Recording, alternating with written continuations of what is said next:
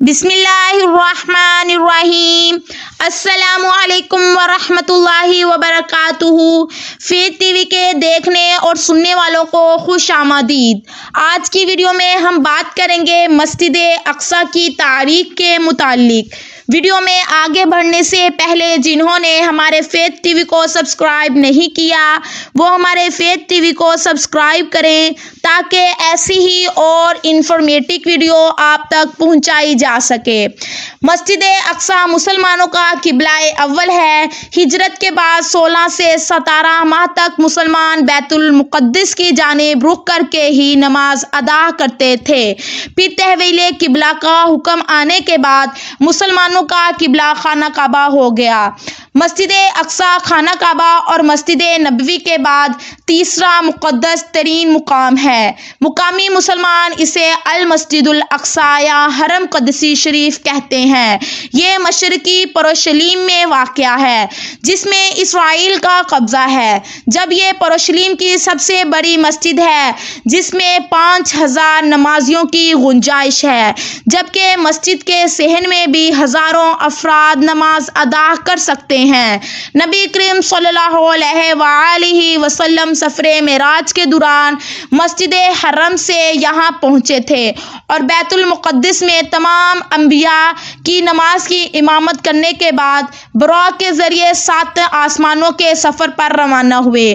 قرآن مجید میں سورۃ اسرائیل میں اللہ تعالیٰ نے اس مسجد کا ذکر ان الفاظ میں کیا ہے: پاک ہے وہ ذات جو اپنے بندوں کو رات ہی رات مسجد حرام سے مسجد اقصی لے گئی، جس کے آس پاس ہم نے برکت دے رکھی ہے، اس لیے کہ ہم اسے اپنی قدرت کے بعض نمونے دکھائیں۔ یقیناً اللہ تعالیٰ ہی خوب سننے والا اور دیکھنے والا ہے۔ الحدیث کے مطابق صرف 3 مسجدوں کی جانب سفر کرنا باعث برکت ہے، جس میں مسجد حرام، مسجد اقصی اور مسجد نبوی شامل ہے۔ سیدنا عمر فاروق کے دور میں مسلمانوں نے بیت المقدس کو فتح کیا تو سیدنا عمر نے شہر سے روانگی کے وقت صخرہ اور براق باندھنے کی جگہ قریب مسجد تعمیر کرنے کا حکم دیا، جہاں انہوں نے اپنے حامیوں سمیت نماز ادا کی تھی۔ یہاں مسجد بعد میں مسجد اقصی کہلائی۔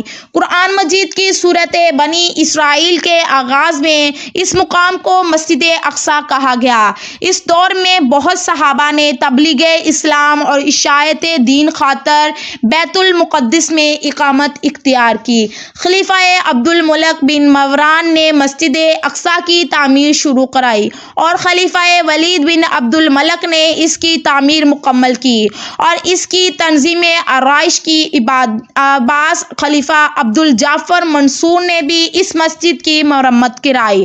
پہلی صلیبی جنگ کے بعد جب عیسائیوں کا بیت المقدس پر قبضہ ہو گیا تو انہوں نے مسجد اقصی میں سب رد و بدل کیا۔ انہوں نے مسجد اقصی میں رہنے کے لیے کئی کمرے بنا لیے اور اس کا نام ماب المسلمین رکھا۔ نیز متعدد دیگر عمارتوں کا اضافہ ہو گیا جو بطور جائے ضروریات اور اناج کی گھوٹیوں کے استعمال ہوتی رہی۔ انہوں نے مسجد اقصی کے اندر مسجد کے ساتھ ساتھ گرچہ بھی بنا لیا۔ سلطان صلاح الدین ایوبی نے 1166 میں فتح بیت المقدس کے بعد مسجد اقصی کو عیسائیوں کے تمام نشانات سے پاک کیا اور محراب اور مسجد کو دوبارہ تعمیر کیا۔ صلاح الدین نے قبلہ اول کی آزادی کے لیے تقریباً 16 جنگیں لڑیں۔ اسلام اور ملت اسلامیہ کے خلاف یہودیوں کی دشمنی تاریخ کا ایک مستقل باب ہے۔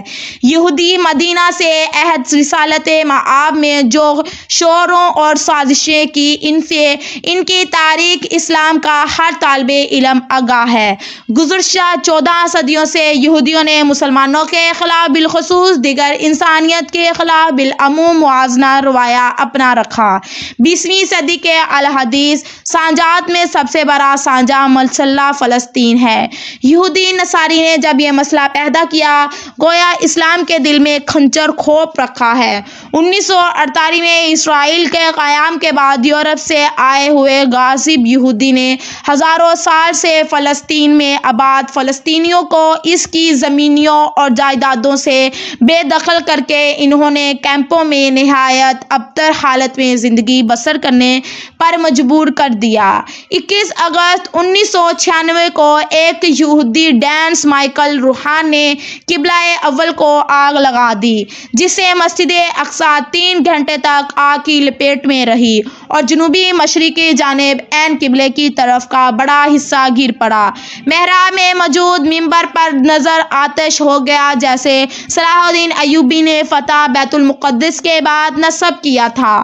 دراصل یہودی اس مسل کو ہیکل مسلمان سلیمانی کی جگہ تعمیر کردہ عبادت گاہ سمجھتے تھے اور اسے گرا کر دوبارہ ہیکل سلیمانی تعمیر کرنا چاہتے تھے، حالانکہ وہ ایسے کبھی بھی بذریعہ دلیل اس کو ثابت نہیں کر سکے۔ تعمیر کرنے کے بعد گزشتہ نصف صدی سے زائد عرصے دوران اسرائیل یہودیوں کی جارحانہ روایوں میں اور جنگوں میں ہزاروں لاکھوں فلسطینی مسلمان شہید ہو گئے، زخمی، بے باد گھر ہو چکے اور لاکھوں افراد مضبوطہ فلسطین کے اندر آس پاس کے ملکوں میں کیمپوں کے اندر قابل رحمت حالت میں زندگی بسر کر رہے ہیں اور اقوام متحدہ اور اس کے کرتا دھرتا امریکہ اور یورپ کے ممالک یہودیوں کے سرپرست اور پشتپان بنے ہوئے ہیں۔ زیر تصویرہ کتاب تاریخ بیت المقدس ممتاز لیاقت صاحب کی تصنف کی کتاب کا بیشتر حصہ اس کے نام کے مناسبت سے بیت المقدس کی تاریخ و روایات کے متعلق، لیکن زمانہ اسرائیل کو قیامت اور منصوبیوں کی تفصیلات بھی آ گئی۔ یہ کتاب اس کی شہر تاریخ اور عظم و فضیلت کی داستان ہے۔ اس کا ناموس کا قصہ ہے جس کے لیے ہمارا اسلاف ایک پوری صد تک اپنے خون کا خرچہ دیتے رہے۔ تقریباً 45 سال قبل بیت المقدس کی تاریخ پر اردو میں کوئی قابل ذکر کتاب موجود نہ تھی۔ مصنف کتاب حضرت ممتاز لیاقت صاحب نے اپنی موضوع پر کتاب لکھ کر اس کمی کو اس حد تک پورا کر دیا۔ اس کتاب کے اشاعت اول پر مولانا مودودی نے اس کتاب کے مصنف کے متعلق لکھا: آپ کی محنت قابل وقدر ہے کہ آپ نے بیت المقدس کے موضوع پر بہت مواد جمع کر دیا۔ اللہ تعالیٰ مصنف کی اس کاوش کو قبول فرمائے اور مسلمانوں کے قبلہ اول کو آزاد اور دنیا بھر کے مسلمانوں کو مظلومی کی حالت سے باہر نکالے اور اللہ تعالیٰ ان کی غیبی مدد فرمائے۔ اگلی ویڈیو میں ملتے ہیں، تب تک کے لیے